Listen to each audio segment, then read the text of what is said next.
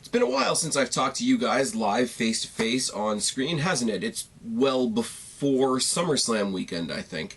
Not gonna lie, I wish I was in a better mood. Let's talk about it.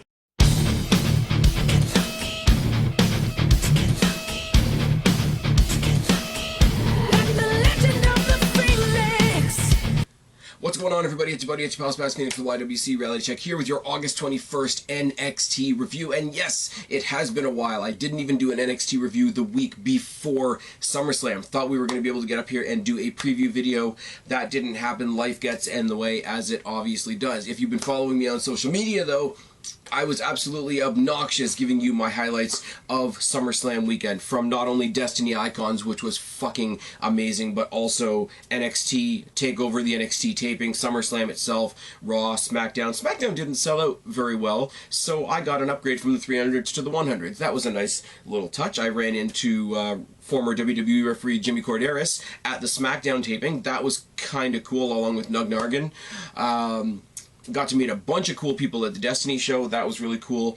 More stuff will be coming. I just don't know what it will be. Most of the crude video that I took on my cell phone from all those shows is already up. If I can find any more, or if there's anything that I missed, I will put it up. As far as like the slideshows and a little bit of a rundown of how that weekend went, if you guys want that, let me know down in the box below or in the chat if I manage to get this up on Premiere. What else didn't happen? I was really busy leading up to that weekend, and I was busy the entire week after, which is why I didn't even review the the traditional post takeover review, where we did have the finals of the breakout tournament. Jordan Miles won. That wasn't any huge surprise, and I'm not gonna lie, sitting there live in Scotiabank Arena, the return properly of Breezango to take on who did they take on? That's terrible, isn't it? The Forgotten Sons was a lot of fun as well. I mean, the show itself was good. SummerSlam was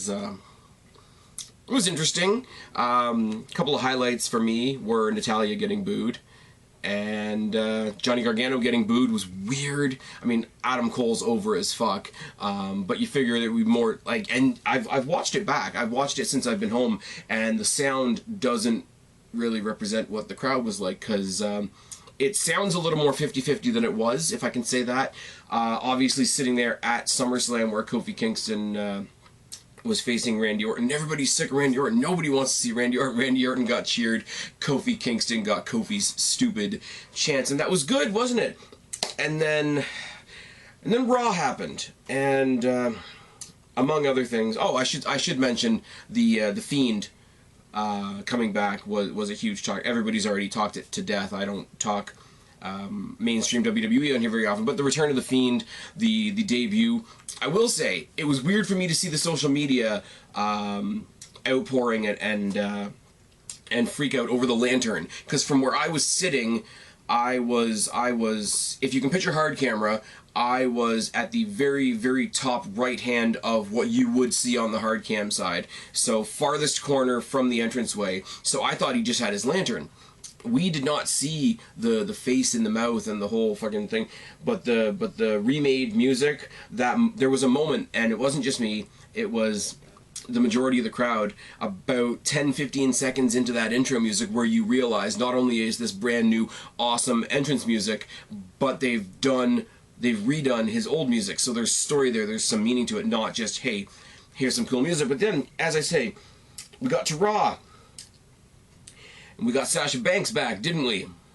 That was definitely a thing.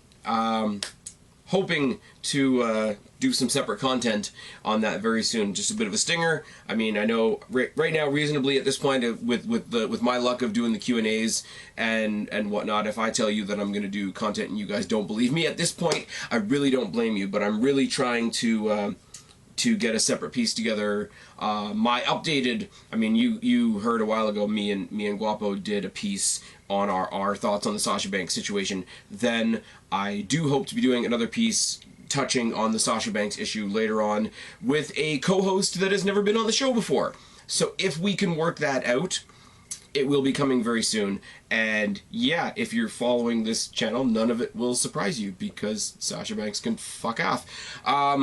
I do need to catch up on, as well as doing the Q&A at some point, I do need to catch up on NXT UK, so I don't have an NXT UK breakdown for you this week like I was trying to do before SummerSlam.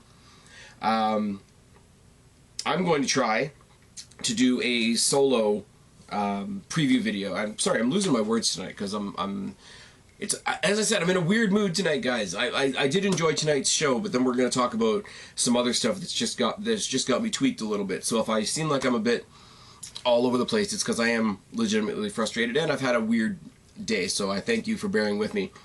The Q&A is coming. If you don't believe me at this point, I don't blame you. NXT UK, I do need to catch up on. I will be doing a solo preview video for the NXT UK TakeOver Cardiff. I do hope to be getting together with Guapo to do something for All Out, and that, again, that depends on everybody's schedule and whatnot. But in general, yeah, as I haven't talked to you guys since SummerSlam, it was a really, really good weekend. Destiny was really good. There is, and I'm not going to sit here like I usually do and plug the hell out of Destiny, but when they do hit the Fight Network with... I believe their show is going to be called Haywire, which is pretty cool because my next ticket for them just says Haywire TV taping. So if that ends up being the name of their show, they've got a cool little neon logo. It's like, imagine a cooler version of when Impact had all the really, really bright neon titles. That's what the Haywire logo looks like. And if that's going to be their weekly show, that's pretty all right, isn't it? There is a match in there. It's the 5-way that, if you remember in the lead up to SummerSlam weekend, I said there's a 5-way for the Next Generation Championship. Aiden Prince is in it, who I'm a big fan of, but Trey Miguel, who I wasn't very familiar with, is the current champion. And there's a couple other guys in there. Ryan Wright is in there, which is always ironic if you're familiar with me. But it was a really good show. I will say, of anything on that show that makes it to TV, because I don't think the SCU versus OVE match is going to be televised. I don't think Mustache Mountain versus Josh Alexander and Michael Elgin is going to be televised, and that's really unfortunate because both of those matches were pretty fantastic. The Mustache Mountain match, I should say, I don't know, I'm again all over the place. Mustache Mountain taking on Josh Alexander and Michael Elgin. There's 4 amazing wrestlers in there, but Jesus Christ, you get Trent Seven and Michael Elgin in there, and they just beat the fuck out of themselves and the wrestling mat and everything around them, and it was just fucking phenomenal. And it really bugs me because wrestling companies are the way they are, and TV rights are the way they are. I mean, just ask Marvel and Sony. But it really is unfortunate that that match isn't going to be televised, to the best of my knowledge. But again, go back and look at the videos that I have put up from that weekend, and there's some clips in there. They're mostly entrances and people hitting their finishers and the stuff that you do when you're a wrestling fan at a wrestling show. But what I know will be televised is the Next Generation Championship with Trey Miguel defending against Aiden English and Ryan Wright and 2 other guys whose names are escaping me at the moment because I'm an asshole. But when that 5-way match makes it to TV, check it out. If you don't check out anything else, check out that match. Anyways, I've rambled on quite long enough, and there's going to be a ramble after the review is over, so let's get into it. We start with a highlight of the Riddle versus Dane brawl at TakeOver, where Matt Riddle just randomly came out and called out Killian Dane, and then they ended up going off the rampway with an official, and the 3 of them fell through a table, and then, yeah, bottom line, that's your main event tonight. We're finally going to get the Riddle-Dane match. Spoiler alert, it's really good, and Killian Dane has new music, which I'm not quite sure about just yet. We started off the night with the Undisputed Era with Adam Cole saying he did everything he said he would. He beat Gargano, he defended his title, he gave the performance of a lifetime, and he's the greatest NXT champ ever. There's no Mount Rushmore for the NXT Championship.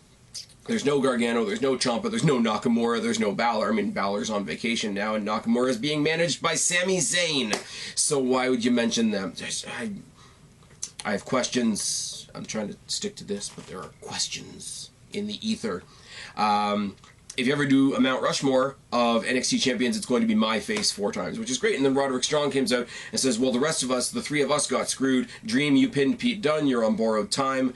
When you decide to quit ducking me, I'll be the champion again. And every time somebody says ducking me, I can't see anything other than Rocky 3 when when Rocky's at the press conference and Mr. T just like shows up. I guess he's Clubber Lang in the movie, isn't he? And he just comes out through the crowd, totally interrupting the press conference while Rocky's trying to be, hey man, I'm trying to talk to these people. That was a terrible impression.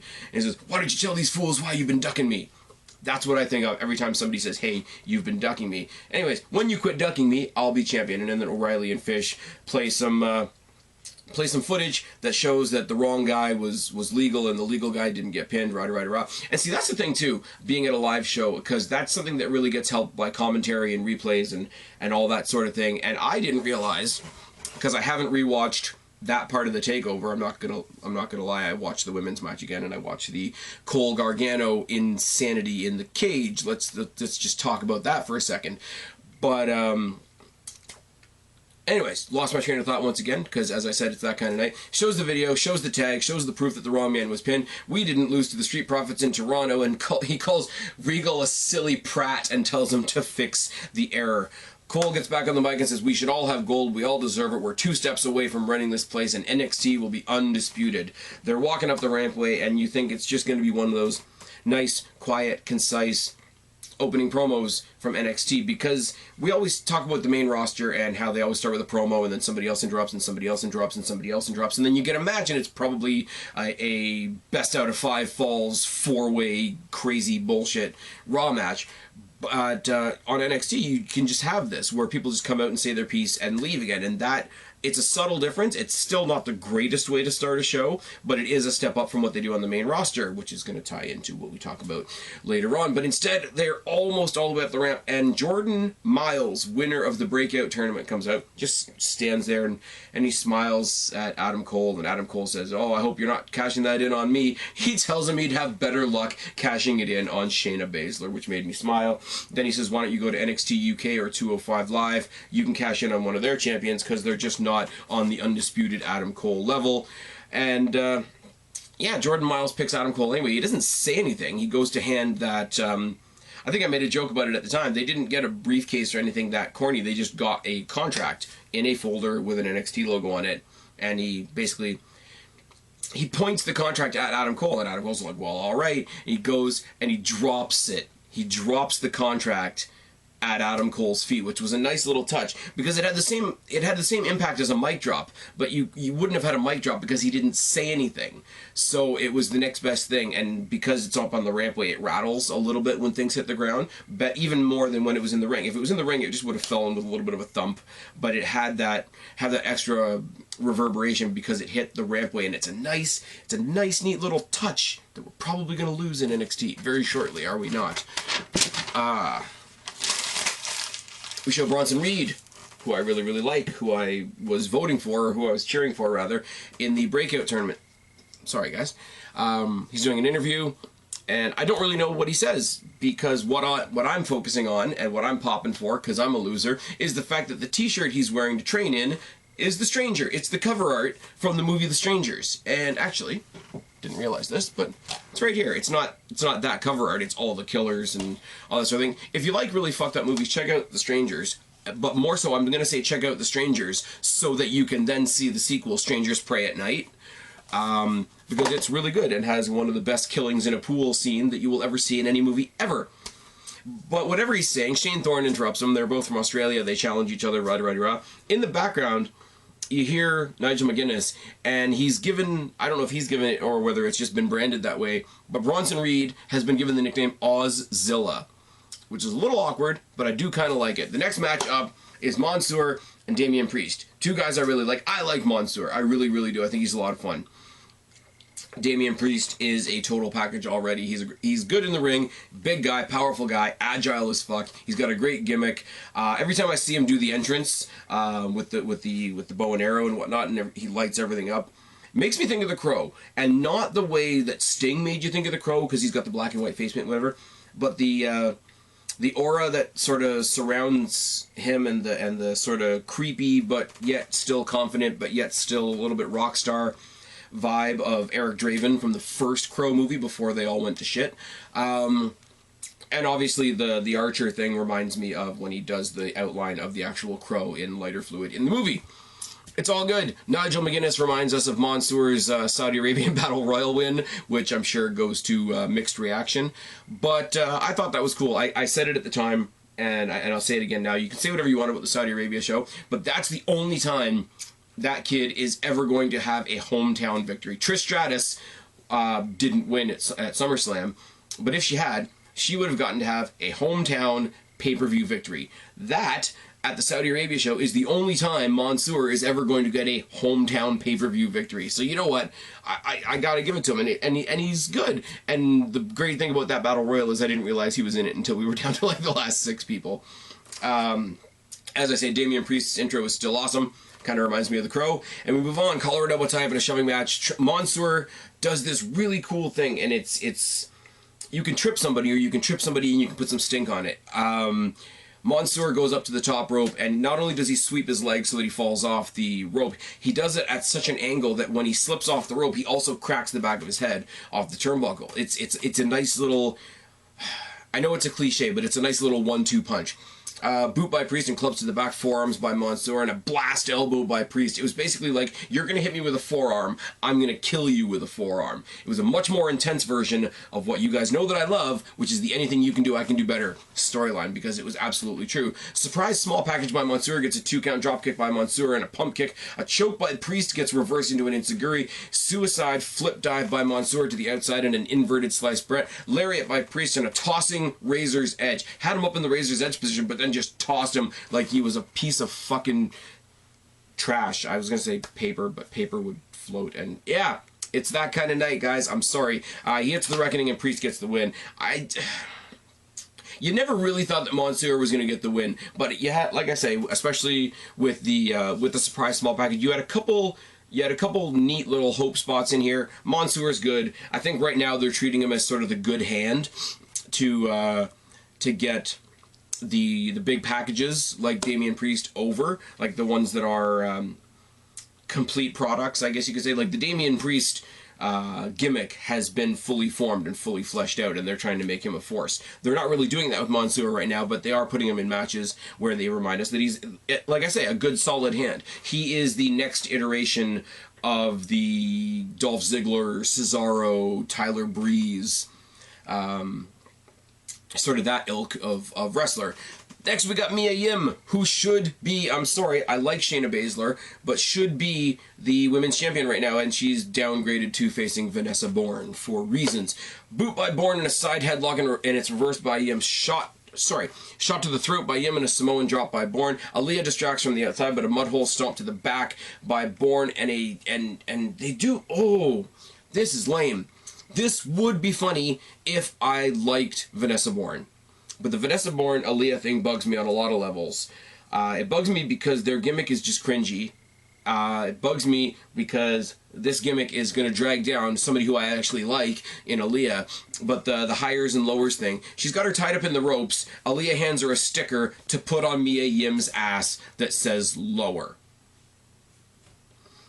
I don't really know what to say. They both traded some punches. There's a series of kicks by Yim and some chops. A Beal by the hair by Yim, a corner cannonball, and a protect your neck gets the win for Mia Yim. Now, it should be said, Mia Yim should be champion right now, but at least if she's going to downgrade and face these mid-carders, that I'm sorry, I'm not just saying this because I don't particularly like Vanessa Bourne. Vanessa Bourne, even from an NXT point of view, has never been presented as a main eventer, never been presented as a title contender, so somebody that was a title contender, somebody that should be champion right now, facing her is a downgrade.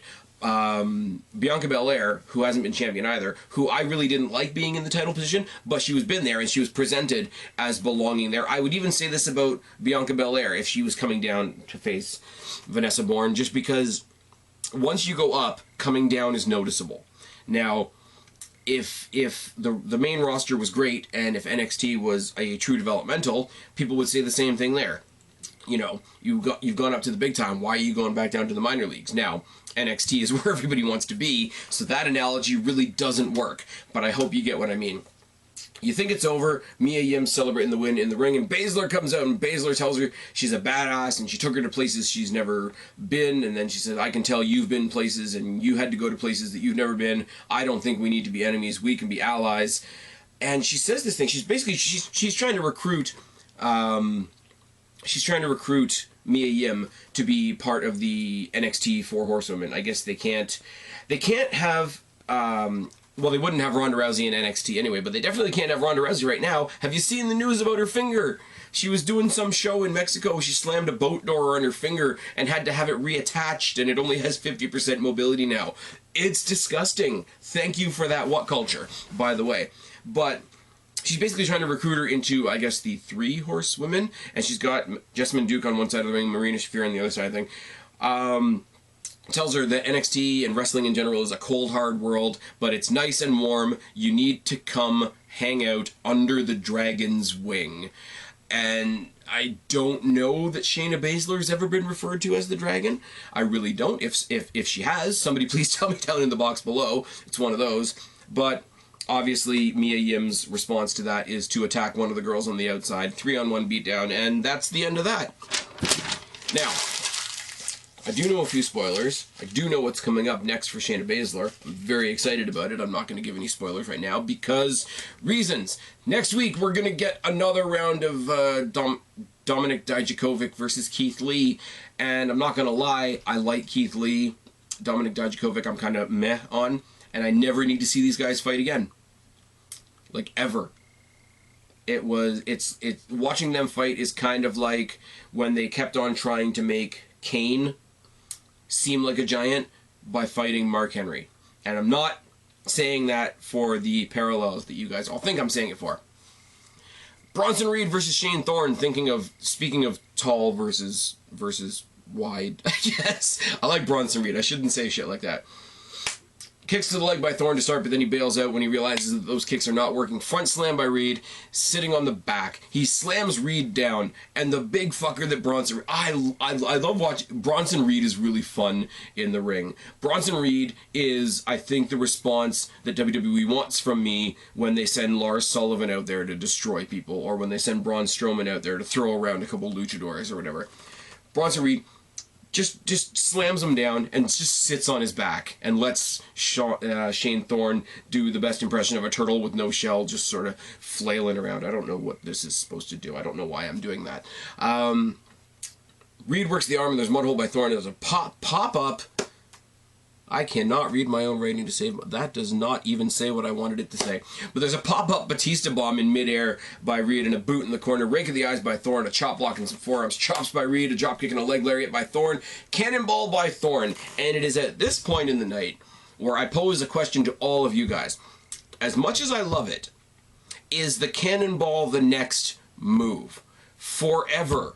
And partially it was used to make fun of the indie guys, specifically the Young Bucks. Forever, the assumption or the accusation was everybody's using a super kick, nobody cares anymore. And then when WWE sort of loosened their grip on their talent a little bit and let them do it, the suicide dive became the thing that everybody's doing. And now, I'm sorry, but the cannonball is the one thing that everybody's doing right now. So tell me down in the box below, if you wish, or in the chat if you're watching it on the live premiere, what is the one move that everybody does right now? Because right now, I think it's the cannonball. I mean, the super kick never went away. The suicide dives haven't gone away. But the next one is the cannonball. We are getting a cut and paste form of pro wrestling. And I'm sorry, AEW fans, it's not just in WWE. Oh, yes. Don't get me wrong, I'm not defending WWE. I'm going to get into that later, where WWE and I are not friends. Snap power slam by Reed and a Samoan drop, a boot by Thorne, a senton splash by Reed, 2 corner splashes by Reed, and a running knee by Thorne. Running knee by Thorne gets the win. It's weird. The commentators play up this whole idea that Shane Thorne is jealous of all the guys in the breakout tournament. So the breakout tournament that was designed to give all these guys that have never had a spotlight, you've given them that spotlight, and now that spotlight is just going to be on them all getting run over by Shane Thorne, with the possible exception of Jordan Miles. That's weird. I don't like that he squashed Joaquin Wilde. I'm a little biased on that one, not going to lie. Velveteen Dream comes out with his weird couch and his girls that the girls that sit on the end of Velveteen Dream's couch when he's cutting the couch promos could not look more uninterested. I love Velveteen Dream. You guys know me. It took a long time to come around to his character. I love when he does the you know, the elegance of me type promos, but the girls that they get to just sort of be his I don't want to say his fluffers, because that sounds really bad, but they look like they couldn't give half a shit. I'm not gonna lie, saw Tenille Dashwood wrestle at Destiny, and I got to meet her afterwards, and that was fine. When she was wrestling against Elysia Sparks, who's fucking awesome, she looked like she couldn't be bothered to be there, and it was very, very strange. These girls, who I'm sure are just extras or stagehands or whatever, same thing. Even when Velveteen Dream's giving his promo, they sort of like half laughed at his promos because he made a whole bunch of puns about like Velveteen Dream likes being on top and all that sort of thing.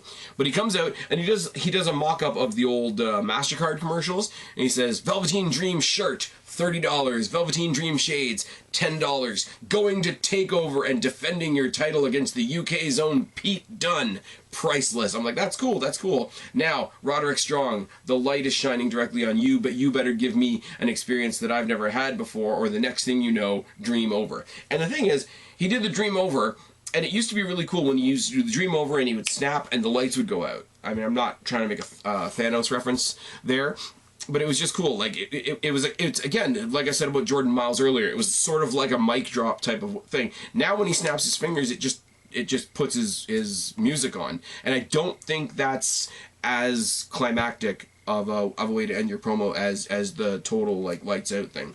Just an opinion. Just an opinion. We get an ad for TakeOver UK Cardiff, which makes me smile because it winds up all the AEW fans. And then Jordan Miles versus Adam Cole is announced for in 2 weeks. And then we're getting a rematch for the NXT Tag Team Championships next week between Fish and O'Reilly of the Undisputed Era versus the Street Profits. The Street Profits are doomed to the main roster sooner than later, so gee, I wonder what's going to happen there. Matt Riddle versus Killian Dane is your main event. As I say, Killian Dane comes out. He's got new music that's sort of generic. I liked his version of the I loved Sanity in NXT because if Eric Young came out or if Alexander Wolf came out, their music was pretty much the same. But Nikki Cross had that higher pitch version of their entrance music, which was it was a little more remixed. It had that high pitched scream over it, which was really cool.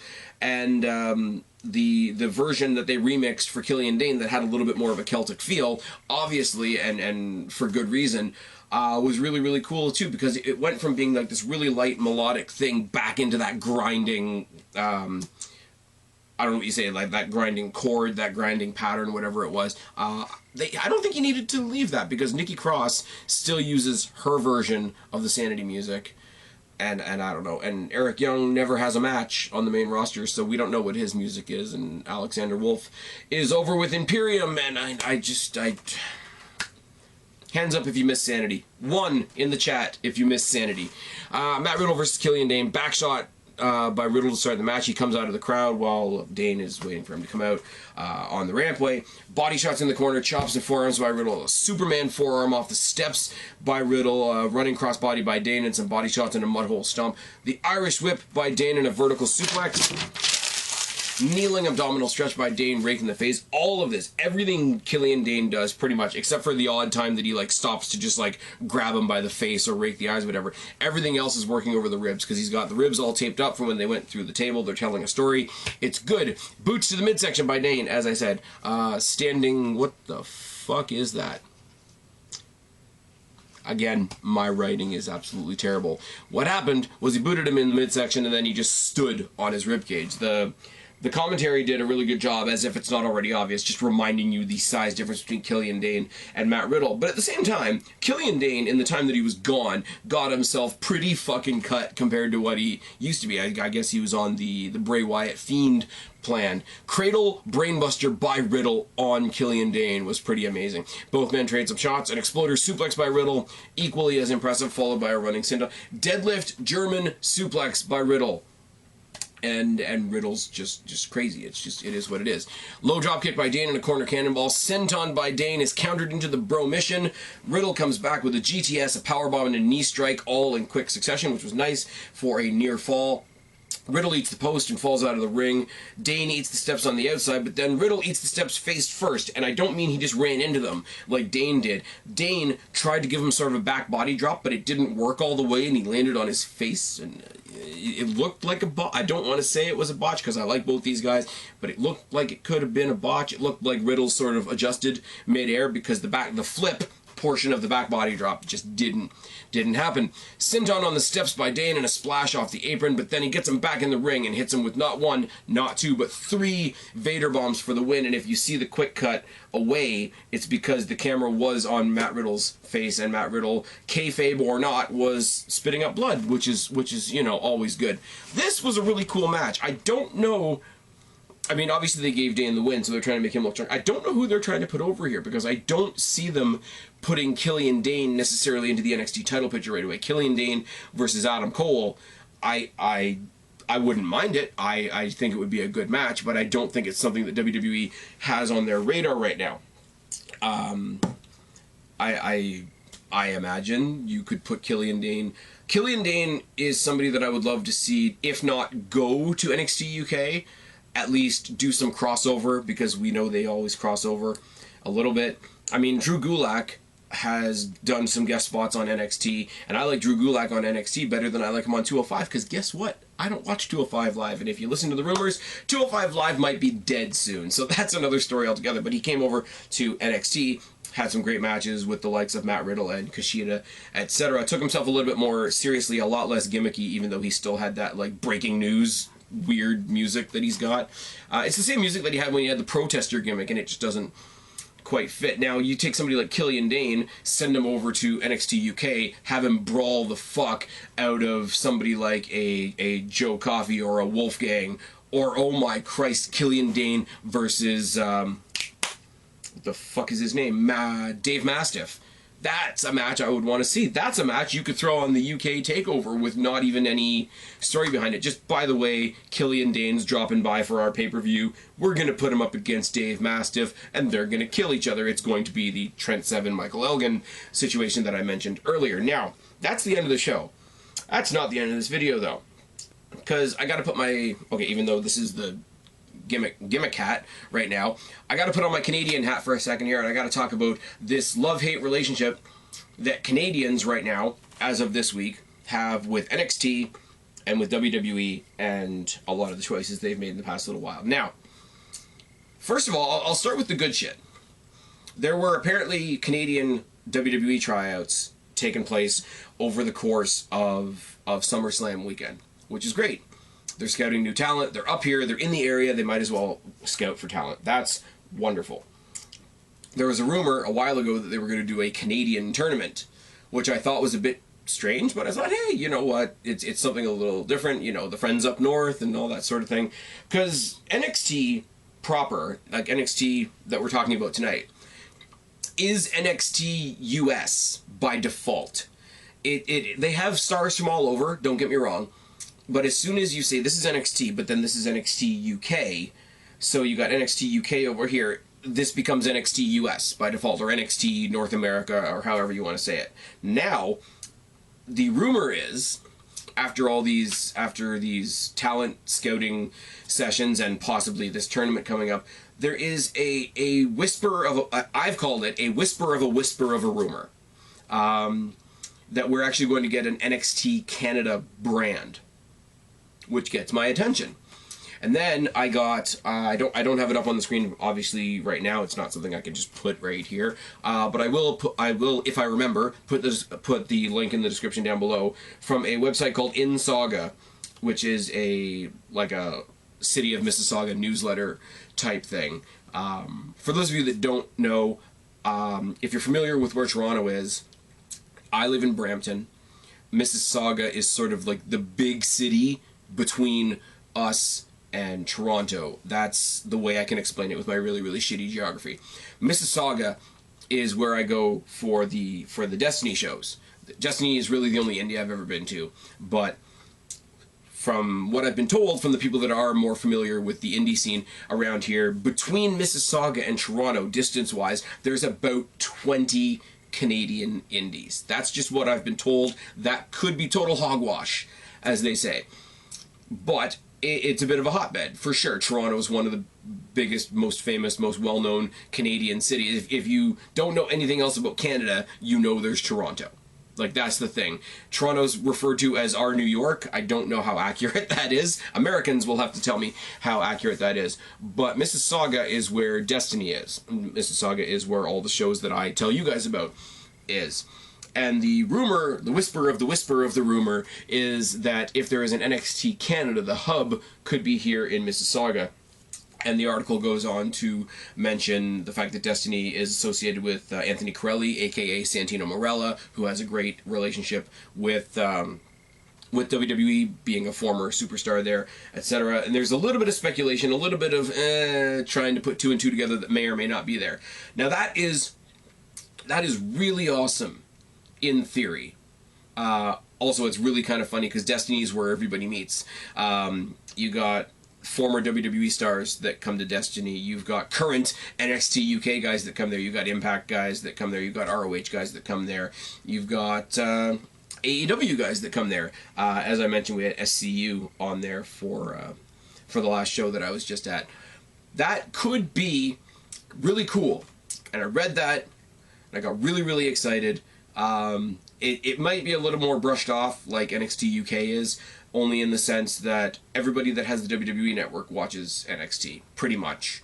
Not everybody watches NXT UK. As you've seen evidence on this channel, when I do the preview videos for pay-per-views, I usually try to get Kristen and or Guapo in here with me, or reach out to somebody else like a OKFabe or somebody like that. When I'm previewing NXT UK, I'm pretty much talking to you guys by myself, and the video's like 10 minutes long. It's not as heavily pushed. I mean, NXT is pushing NXT UK, but if you watch daily or weekly WWE programming, you're lucky if you get a mention of NXT. They're not mentioning NXT UK whatsoever. So I don't want it to just be like the third or fourth brand down the line. But on a more selfish note, if they're filming here in Mississauga, or if they're doing their tapings here in Mississauga, I will be at every show. You will see my annoying, obnoxious ass as close to front row center as I can possibly get. That is awesome. And I was running high on that. I was really, really running high on that news, or the potential of that news, or how fun that could be. And I mean, at the end of the day, even if it's not true, Destiny itself has its TV deal soon, which is extra awesome, which means they're going to be putting out more programming. They're going to be doing Haywire. I'm going to be there. I'm going to be telling you guys about that. It's all good. Then we get what the rest of the world is all upset about, and that's the news that NXT proper, or NXT US, I guess, is moving from the WWE Network to USA Network. Now, there's a bunch of... I'm trying to collect my thoughts because I don't have any notes for this. I'm just spitballing with you guys for a couple seconds. There's a couple things that everybody has generically mentioned about this that I agree with. You put it on regular TV, you got commercials, that's not great. You put it on regular TV, Vince gets his hands in it, potentially, that's not so great. You put it on regular TV, there might be a couple more constrictions. You might have to dial back some of the intensity on some of the things. That's fine. But USA Network, surprisingly, is in the USA. We don't have the USA Network up here. Give you a little short history lesson of some of the things that happened to us here in Canada. When we used to have we used to have it on TSN, which was the sports network up here. Literally the sports network, TSN. Used to show Raw, when Raw was just Raw, and then we had SmackDown and everything. TSN eventually dropped WWE. I don't know why. I won't pretend that I do. But everything WWE that's on regular TV, anything that you guys either saw on Superstation or anything that you guys saw on USA Network, the equivalent up here would show up on Sportsnet 360. Anything that you guys saw on a weekly basis, whether it was a tribute to the troops, Raw, SmackDown, back when Main Event was on regular TV, back when Superstars was on regular TV, it all came to Sportsnet 360, or at least for the most part it did. The odd time you had to look for it, it ended up on some other weird channel. But it's all good. When something changed in the US, we just got an equivalent up here, or it stayed the same, or whatever. But there's always been a couple of ripples in the water. When SmackDown moved to Thursdays, or one of the times that SmackDown moved to Thursdays, they couldn't show it on Thursdays up here for some reason. That's when it was still taping on Tuesdays. We actually got it a day early, which was interesting for me as a content creator. And I know content creator makes me sound really pretentious because I'm a little tiny small voice on this channel compared to some of my other compatriots.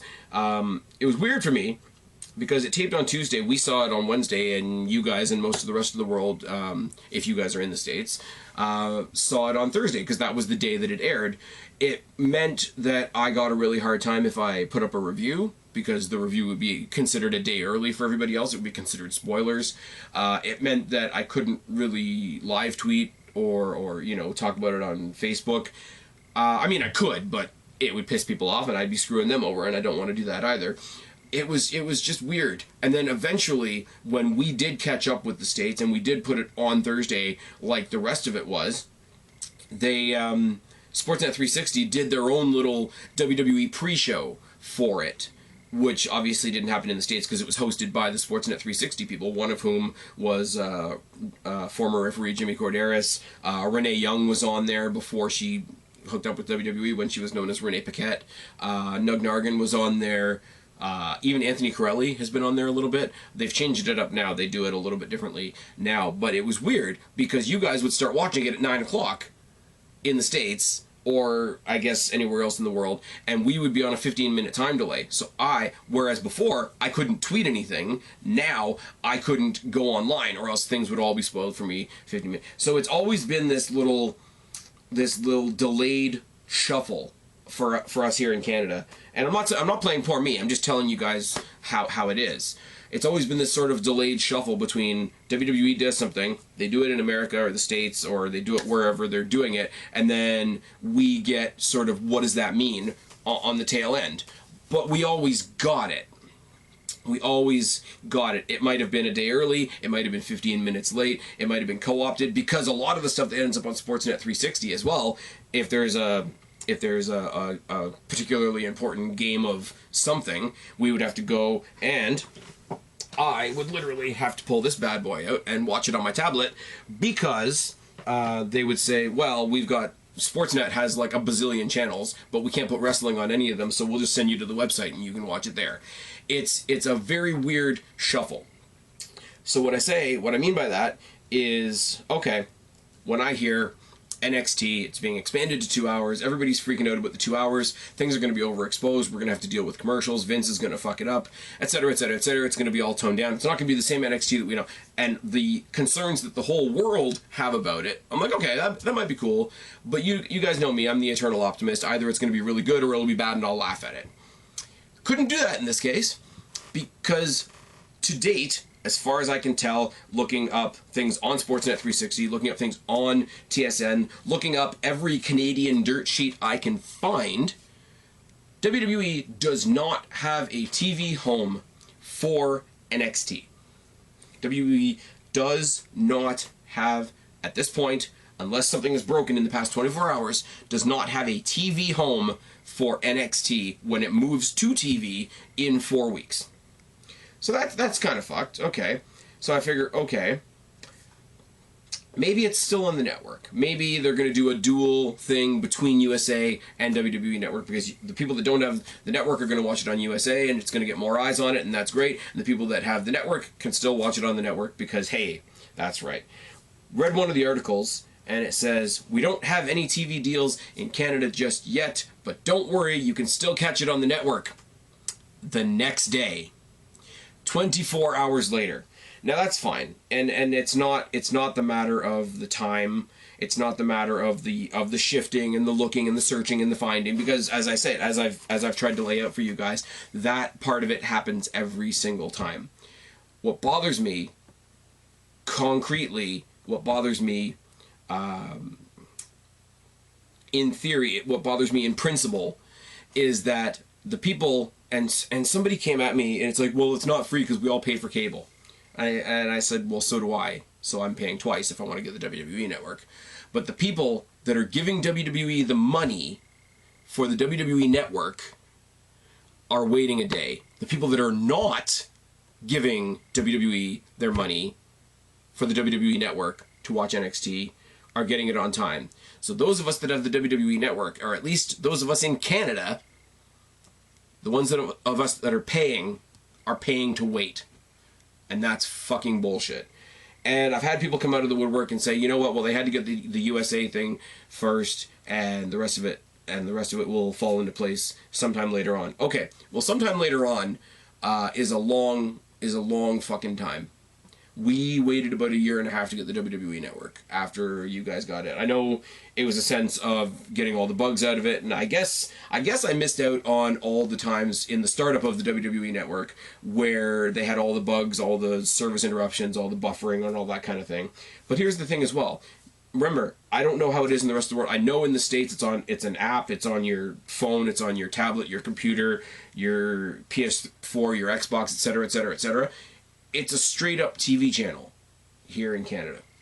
When we get the WWE Network, and this is not a bragging thing, this is not a me laughing at anybody else thing, when I see other people complaining about the feed or the stream or whatever of the network, we don't deal with that up here because it's a proper TV channel. So I missed out on all the buggery of it and the trial and error of it, but it still doesn't change the fact that we had to wait, like, I think it was 1.5 years to 2 years. I could be wrong. Somebody can tell me my math is wrong on that. But there was a very significant amount of time between, okay, we're launching it, and we're in America, so it's in, and I'm not shitting on my my fellow American fans. I'm not shitting on any American fans. I'm not shitting on people just because they live in the U.S. Please don't take it that way. But, like, we get it, and then everybody else gets it later on. We'll figure ourselves out at home, and then you guys will figure... Like, I made fun of AEW for their first couple of pay-per-views because it sounded like their announcers were kissing the ass of all the UK fans.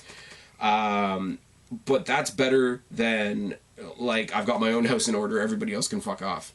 I'm just having a ramble here, and it's just a little bit frustrating, and for all I know, they could get this sorted in a week. For all I know, Sportsnet could come out in it with a press conference next week and say, hey, you know, congratulations to WWE bringing their NXT content to regular cable or whatever. We're happy to be their host in Canada. But for right now, the story, as WWE tells us right now, as the news outlets tell us right now, is that the fans in Canada that are paying for the network are paying to wait. And that's fucking bullshit. And what do I do with this? What do I do with it? And it totally unrelated, but in amongst all this news was when the news broke about the Sony Marvel disillusion of their deal. So why do I care? It's a show. I'll wait a day. I'll just stay off Twitter or whatever. It's not the worst thing that happens in your life. It's really not. But when you start talking about TV, movies, music, video games, all this shit that people think is like, what do you care if it's not working for one day? It's not the worst thing in the world, but it's what you do when the worst things in the world happen. When you've had a shitty day at work, you come home, you throw on a shitty movie, you play a video game, you watch some wrestling, you do whatever. You get some bad news, you're feeling sick, you feel like shit, you've got a headache, you stay home from work. What do? To distract yourself, you pop a couple aspirin and you throw on last year's WrestleMania or whatever. So no, it's not the end of the world, but it's what you do when the world comes to an end. And that sounds really selfish and really petty and really whatever, but it's really crap. And it's fundamentally flawed, in my opinion, that the WWE are punishing the fans that give them money and reward them for the fans that for some reason or another have decided to not give them money based on where you live. And I don't know, guys. I really don't know. And this is a long derail. And if you're still with me at this point, then thanks, I guess. I'd love to know your opinion. If you're out in the UK or Australia or Japan, or I know I've got viewers in Australia, New Zealand, and Ireland, and a couple of different places because I've interacted with you. You're all wonderful, wonderful people. Tell me what's happening elsewhere in the world. Tell me how you're getting your day-to-day TV stuff, the stuff that's not on the network. How are you guys getting it? And are you guys having the same sort of frustrations that I'm having? Because it's really a pain in the ass, and it really just seems like a kick in the dick to literally... I'm going to say it one last time. The people that are paying WWE the money are paying to wait. while the rest of the world doesn't have to. And I really think that's bullshit. And it's really bullshit that I got that news on the same day that I got the news of a potential NXT Canada. Because if there is an NXT Canada, and if it is in my backyard here in Mississauga, I would love to be excited about that. But here's the thing, with Destiny, Slam, TakeOver, I don't care if I'm front row for the show. I'm still coming home to watch it at some point. And you're going to tell me that there's going to be an NXT Canada taping in Mississauga, maybe even at the Don Koloff, but I might not potentially be able to watch it because I don't have the USA Network. And that's fucking bullshit. That's all I got. Anyways, that really is all I have, and that was way longer than I wanted to talk about that. Let me know what you guys think. If the fans in America, because I know I've been told not every single fan in the States has USA either. So what do you guys think about this? I'd love to know your perspective on it, because you guys are the ones that have USA Network for the most part. Like I say, elsewhere in the world, I know I've got friends over in the UK. James, I'm looking at you. Zoran, I'm looking at you. Tell me what you guys are dealing with. Tell me what you guys think of the NXT move in general. And if you're elsewhere in the world, tell me if you guys are interested at all in the NXT Canada thing, because I'd be interested to know that as well, because I'll be able to, if it is happening, and if it is happening in my backyard, I promise you I'll give you a front row seat through the lens of my shitty phone camera. I've been Spaz, your YWC Reality Check. Subscribe up there, talk down there, start a conversation, keep all these conversations going. Don't be a stranger. I will talk to each and every last one of you later, but for right now, I'm tagging out. Bye, guys.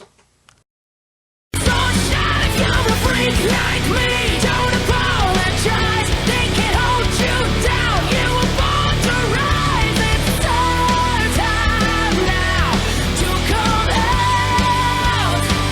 If you're a freak like me.